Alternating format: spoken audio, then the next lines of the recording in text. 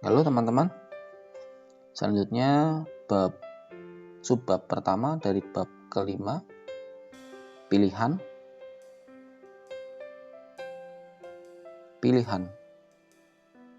William James punya masalah yang amat buruk.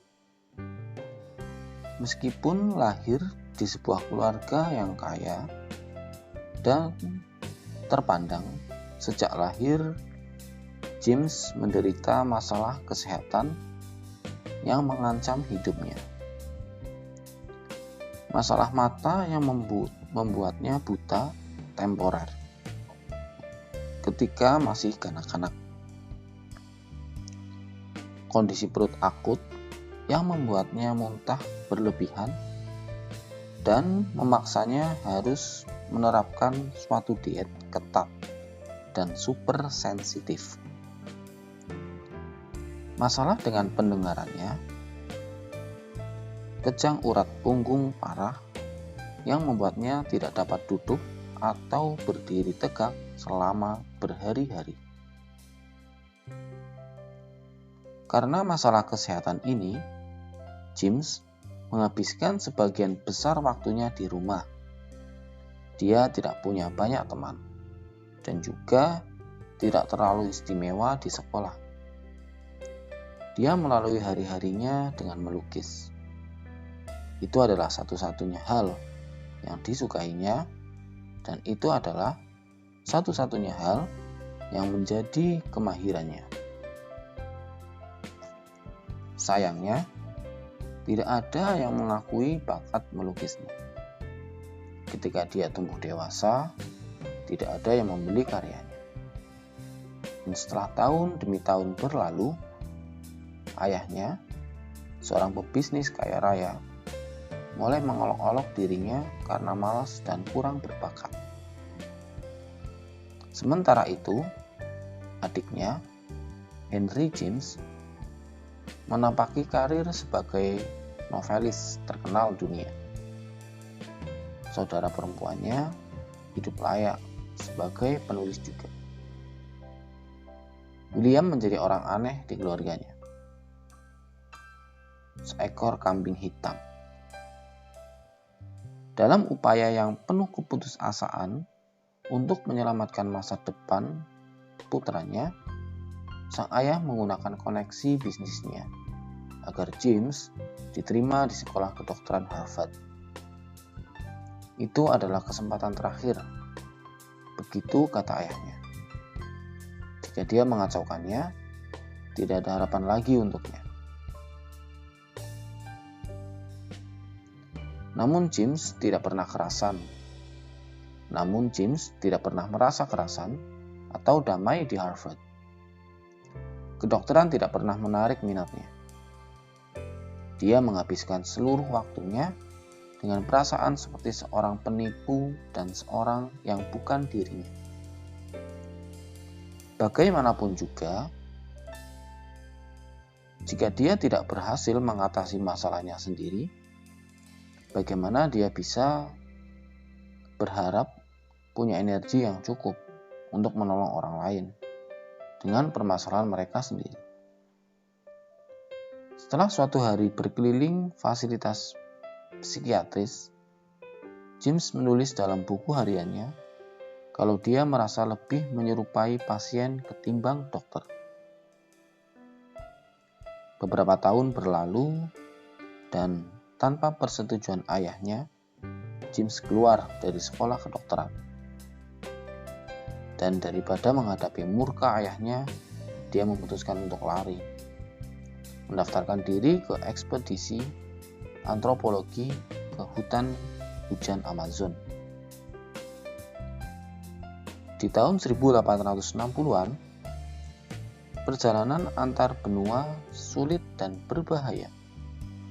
Jika Anda pernah memainkan Oregon Trail di komputer saat masih anak-anak, seperti itulah gambarannya. Ada sentri dan sapi-sapi yang tenggelam dan semuanya. Singkat kata, sampailah James ke Amazon, tempat petualangan yang sungguh dimulai. Secara mengejutkan, dengan kesehatan yang ringkih itu, dia mampu bertahan sepanjang perjalanan. Namun begitu dia mendarat, di hari pertama ekspedisinya, dia langsung terkena cacar air dan hampir mati di rimba. Kemudian kejang urat, di punggungnya kumat lagi. Rasa sakitnya bahkan membuat James tidak mampu berjalan. Ketika itu badannya kurus kering, kelaparan, dan kena cacar air. Tidak mampu bergerak karena sakit parah di punggungnya, dan tinggal sendirian di tengah Amerika Selatan. Yaitu sisa peserta ekspedisi telah pergi meninggalkannya.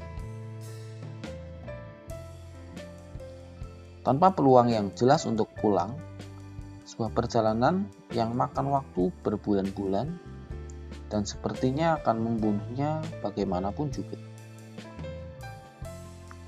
Tapi entah bagaimana pada akhirnya dia mampu kembali ke New England, di mana dia disambut oleh ayahnya yang kecewa berat.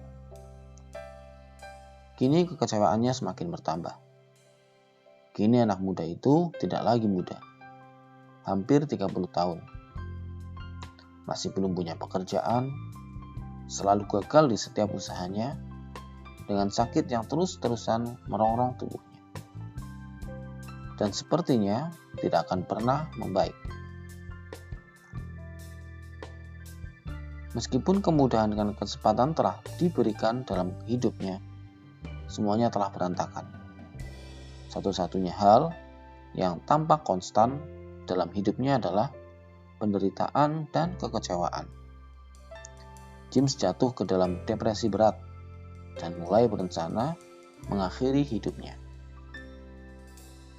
Tetapi suatu malam, sambil membaca teks tulisan filosof Charles Peirce, James memutuskan untuk melakukan sebuah eksperimen kecil.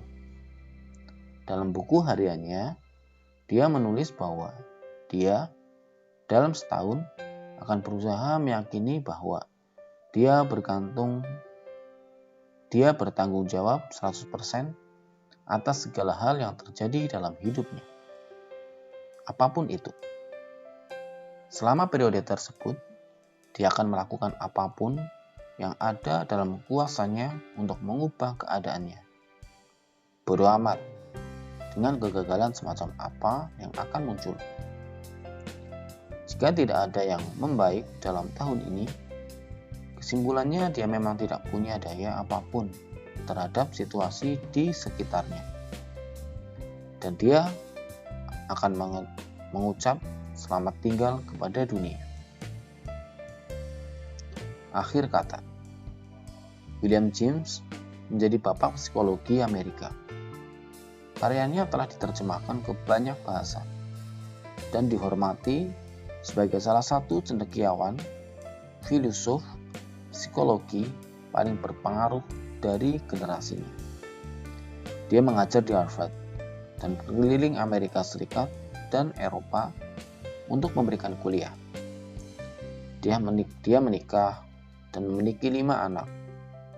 Salah satunya Henry, menjadi penulis biografi terkenal dan memenangkan Pulitzer Prize. James kemudian memberi judul eksperimen kecilnya Lahir Kembali dan bersyukur atas setiap hal yang telah dilaluinya dalam hidupnya. Semua peningkatan dan pertumbuhan pribadi muncul berkat adanya sebuah kesadaran sederhana. Kesadaran itu adalah bahwasanya kita secara pribadi bertanggung jawab atas segala hal dalam hidup kita. Tak peduli seperti apa kondisi di luar diri kita. Kita tidak bisa selalu mengambil kendali terhadap apa yang terjadi pada kita. Namun, kita selalu bisa mengendalikan cara kita menafsirkan segala hal yang menimpa kita dan cara kita merespons. Entah kita menyadari atau tidak, kita selalu bertanggung jawab atas pengalaman diri kita. Mustahil kita tidak bertanggung jawab. Memilih dengan sadar untuk tidak menafsirkan peristiwa dalam hidup kita tetaplah sebuah penafsiran terhadap peristiwa kehidupan kita. Memilih untuk tidak menanggapi peristiwa dalam hidup kita tetap saja sebuah tanggapan terhadap peristiwa tersebut. Bahkan jika Anda ditabrak mobil badut dan dibuat kesal oleh satu bus penuh anak-anak sekolah, Anda masih bertanggung jawab untuk menginterpretasikan makna di balik suatu peristiwa dan untuk memilih respons yang seperti apa. Suka atau tidak, kita selalu berperan aktif dalam apa yang sedang terjadi terhadap dan dalam diri kita. Kita selalu menafsirkan makna dari setiap peristiwa dan kejadian. Kita selalu memilih nilai-nilai yang kita hidupi dan ukuran yang kita gunakan untuk menilai setiap hal yang terjadi pada kita. Sering satu peristiwa yang sama bisa menjadi baik atau buruk, bergantung pada ukuran yang kita pilih.